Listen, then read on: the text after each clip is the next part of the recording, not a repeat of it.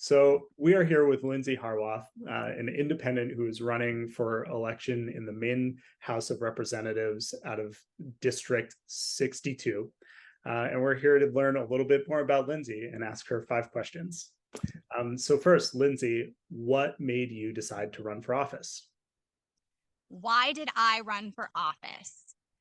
This is the third time that I've run for office. The first time I ran was because the incumbent was running unopposed, and that seems like the least effective form of democracy is to have no challengers to power. So it didn't look like anyone was going to run. And so I decided to run. And this is the third time that I've run.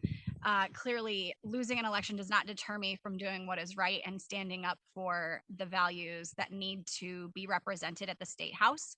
I have 4 small children that are in the middle and primary schools here in China. And it's very fulfilling to be able to run for office and show them not only that they can take part in what's happening, but they can be a voice for change. I feel it's very important, no matter what your age, your occupation, your gender, your sexuality, that when you see something wrong, that you should be able to stand up for it and to do what's right.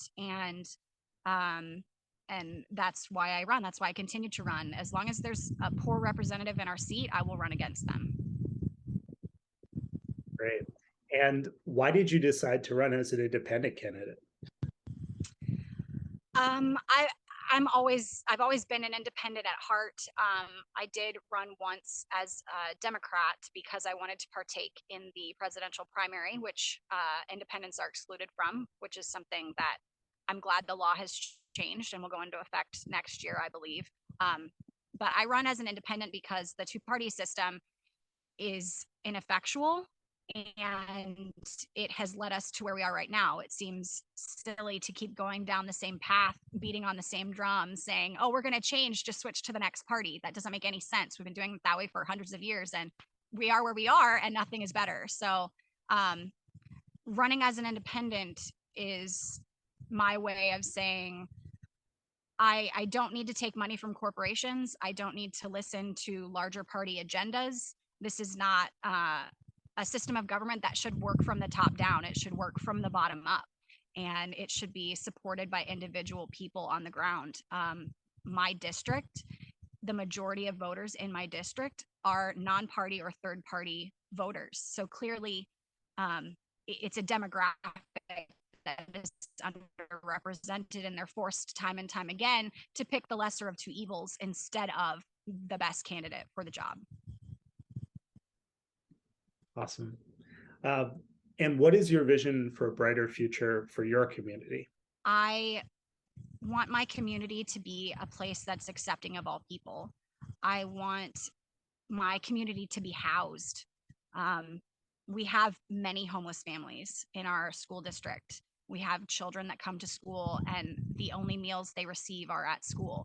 That shouldn't happen in the wealthiest country in the world.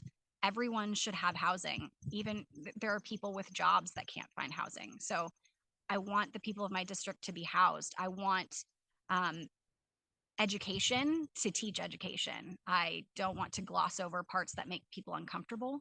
I want everyone to be included. I want everyone to be allowed to be who they are, without judgment or ridicule or persecution. Um, I want energy to be consumer owned and affordable so that giant corporations don't dictate that they want to double prices out of nowhere and then we just have to deal with it because there's no alternative. Um, I want the systems of government and elections to be fair, and I want the state house to implement ranked choice voting like the people have voted on multiple times already, and the legislature let them down on that. Um, yeah, I want an equitable and equal future for all the children that are growing up in Maine right now that maybe are contemplating moving away because things are not going the way they want it to go. And what makes you the very best candidate to deliver that brighter future? I am the best candidate for this job. I am an independent. And that is the majority of political affiliation in this area. But because one candidate stands for divisive policies, she stands for hate and exclusion, and that's not in anyone's best interest. The other candidate, while has intentions, answers to party politics and um, doesn't seem to be a big fighter for what's right. She goes along, and that's fine. You know, you're on the right side of things, and I guess that's commendable. But no one will fight harder for things than the person who these issues deeply affect. I am not wealthy. I do not work for a giant corporation. I am a small town girl on a farm with lots of children that go to public school. My my wife is a trans woman, so you know these are issues that deeply affect my family, and they are things that I will fight for harder than someone that none of the policies stands to change their life. um, so even though someone might agree with you on policies, if there's no threat to themselves, how hard will they really fight for you? um, and that is why I'm the best candidate. I've shown up election after election, which shows that I'm not discouraged from a fight. I am not deterred by losing, because it's not a single loss that really makes you who you are. It's getting back up and continuing to fight for what's right time and time again, even if it looks like it's an uphill battle. You want someone to represent you when you know they go to the state house to do what's right. You don't want them to give up. You don't want them to say, well, the party said that's not what we're doing, so I've got to kind of stand down on that. I was told by the Democratic Party heads that they would support me only if I voted how they wanted me to vote. And that is not what government should be about. It should be about what is in the best interests of the people. And last but not least, what would you tell a voter who feels reluctant to vote for an independent candidate? I would tell them that the two party system has failed us, and they know that. Everyone who votes knows that the two party system is a failure.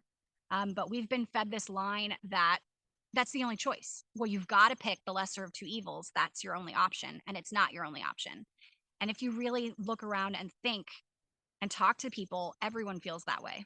Everyone has been tricked into this idea that you have to pick someone from a major party. If everyone just had the courage to vote for who they wanted to win, we could change the system.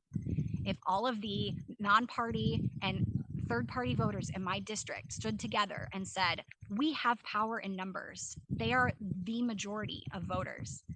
If they all stood together and said, we don't want the two party system, that's why we've decided not to declare a party, then we could win and we could make change. But it takes courage on an individual level to finally decide to pick the person that's right for the job and not the person that you're not scared of. That's the hope that keeps me going, is that more and more voters will wake up to the idea that they do have power in their discontent of the two party system. There is power there, and you have to use it at the ballot box. You have to vote out the two party. You have to vote for an independent to make true change. Otherwise, we're just beholden to the whims of rich politicians who decide time and time again that that lobbying money is a little too sweet for them, and maybe the issue that's most important to you can wait until the next election cycle. um, I really hope that everyone has the courage to vote for the right candidate in their election.